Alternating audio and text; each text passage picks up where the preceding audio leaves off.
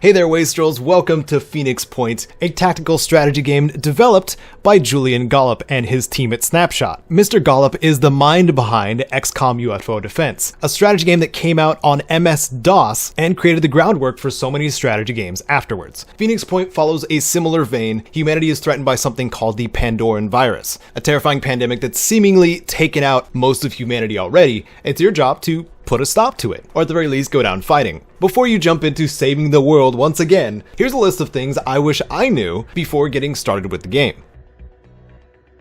One of the biggest changes in systems that Phoenix Point has over its predecessor is how accuracy and chance to hit work. When a soldier readies their weapon, the chance to hit is instead broken down into a single reticle, the inner circle being a 50% chance, and the outer circle being a 100% chance. If you're at all familiar with the classic games, soldiers could miss point blank all the time, usually at the cost of their lives. Now it's much more straightforward and simple. The closer you are, the more you'll hit. Another awesome benefit to this aiming system, and how damage works in Phoenix Point, is the ability to cripple limbs and target particular points on the body. One of the enemies that gave me the most trouble during my time playing Phoenix Point was the Sirens, who spend their will points to mind control your soldiers, and if left to their own devices they can mind control multiple soldiers at once. I found out later that crippling their head removes their ability to do this. That's just one example. The HUD will actually tell you what it will disable if you're aiming for a particular body part. Here's a trick I learned with the first-person aimed shots. Because enemies all have idle animations, they might turn in a way that gives you a better opportunity to hit the part you're wanting to disable. So activating attack, waiting for the enemy to turn just the right way, then starting an aimed shot will give you those better odds, sometimes just for hitting the target also. The Pandorans, the enemies of Phoenix Point, and all of humanity have mind control units at the very start of the game. This is me just helping you rip off the band-aid right now. These little guys are called mind fraggers. They operate kind of like alien face huggers almost, dying after they use their one action. But instead of impregnating your soldiers, they simply just take them over. Losing control of one of your own is one of the biggest threats on the field, so prioritizing on the mind fraggers is advisable. If unfortunately they do attach to one of your soldiers' faces, you can carefully aim to shoot it off of their head. Pistols are advised. Or if you have an assault unit nearby, you can bash them off too. The victim still loses all their actions for that turn, but better that than using potential actions to mow down their own squad. Phoenix Point allows you to customize your squad. The name, color of armor, faces, and class abilities can all be customized to your liking, letting you develop an attachment to them before they are brutally killed. And I personally wouldn't have it any other way. To access the aesthetic side of it, when in the personnel menu, and after selecting a character, there's a small icon on the right side next to the name that you can use to customize their looks. Once you reach the actual gameplay of Phoenix Point, and this goes for basically any tactical strategy game out there, save and save with multiple slots. While missions do have the option of just restarting them, there is absolutely nothing wrong with save scumming, especially if there's a way to lose half your squad or all of them in a matter of one turn. What I usually like to do when it comes to saves is have one for the world map or the geoscape, and two for the mission that I'm on that I alternate in between. That way if something goes horribly awry, I can back all the way out to the geoscape and better prepare my team beforehand.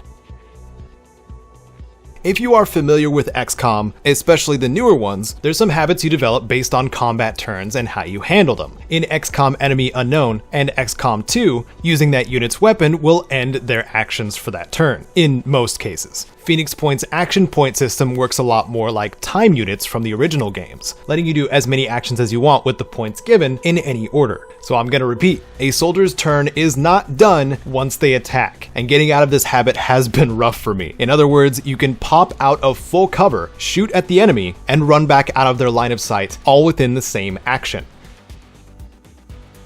Using contextual cover in Phoenix Point is weird, to say the least, and another habit to break for some of us. When moving one of your units behind something, there won't always be a full cover indicator there, meaning the soldiers won't brace themselves against it. However, because of basically all aspects of this being physics-based, including projectiles, if your unit is standing behind a wall and is out of line of sight, they will be protected, at least while that wall is still standing. So even if your soldiers aren't bracing themselves against said cover, functionally it should still work. You can also get a better Overwatch cone if your character is not bracing against the wall.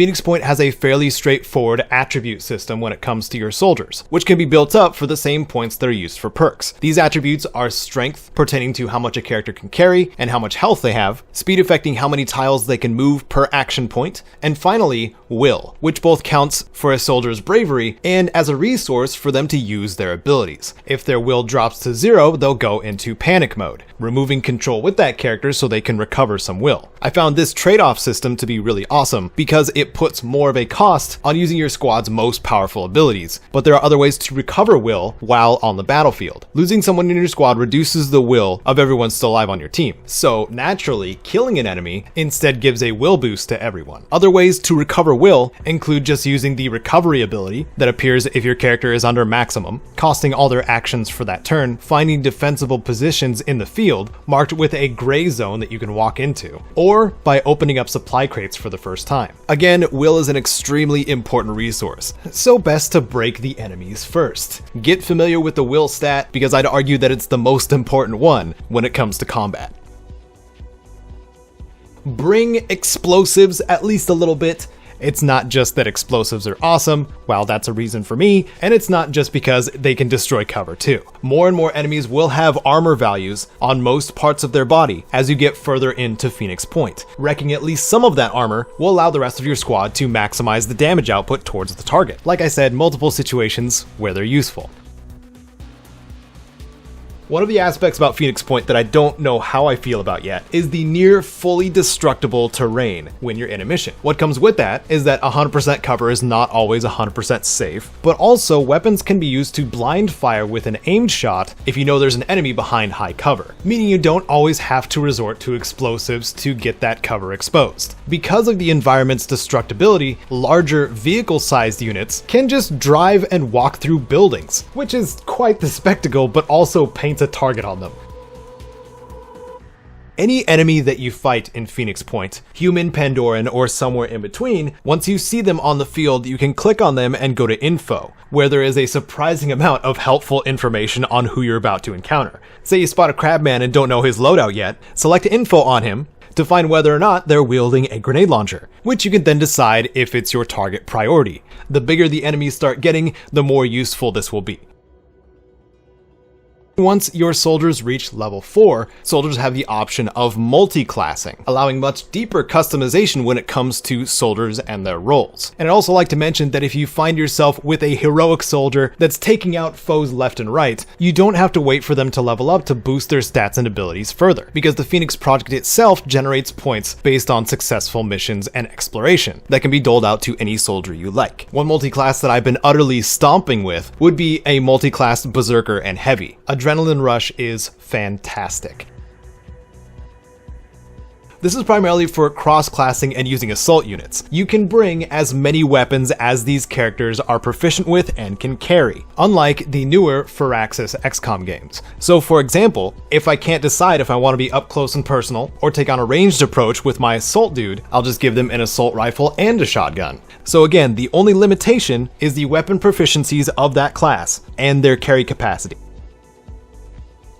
Combat is a majority chunk of the gameplay of Phoenix Point and other strategy games in general, but another decent-sized chunk is the geoscape and exploration, particularly with area scans. For each satellite relay at Phoenix Point bases, you will be able to create area scans at places you've already discovered, and can start another once it completes. The scan itself takes a lot of time, but you can activate it from anywhere you go with your ship to discover other locations of interest. Make sure you are doing this at a constant rate. In fact, having a separate transport that just pulls off scans across the map is definitely advisable.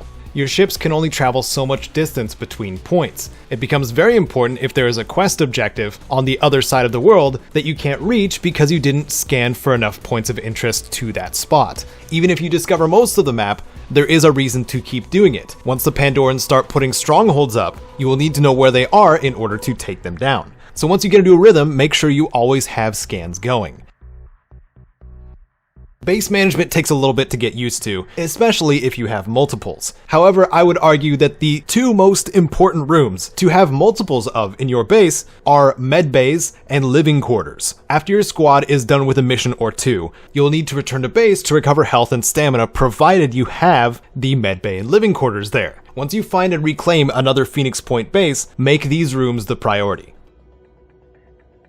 There are three main surviving factions in this bleak world, and during your playthrough, you get to choose who will best assure that humanity survives. While you can reverse engineer equipment that you find from these factions, befriending them will give you access to not only the locations of their havens, but also, if you work with them enough, free research tech, which can involve weapons, equipment, their soldier classes, aircraft, and vehicles. And even before that point, some of their havens supply soldiers that you can hire for some resources. Their class based on that faction. Berserkers, for example, that I was talking about earlier, are a class from the Disciples of Anu, technicians from New Jericho, and infiltrators from Sanhedrin. Become friendly enough with these factions, and you can cross-class your own Phoenix Point soldiers with that of theirs, adding all sorts of class variety. One last thing, these three factions don't like each other, so the more you work with one, the less the others will like you.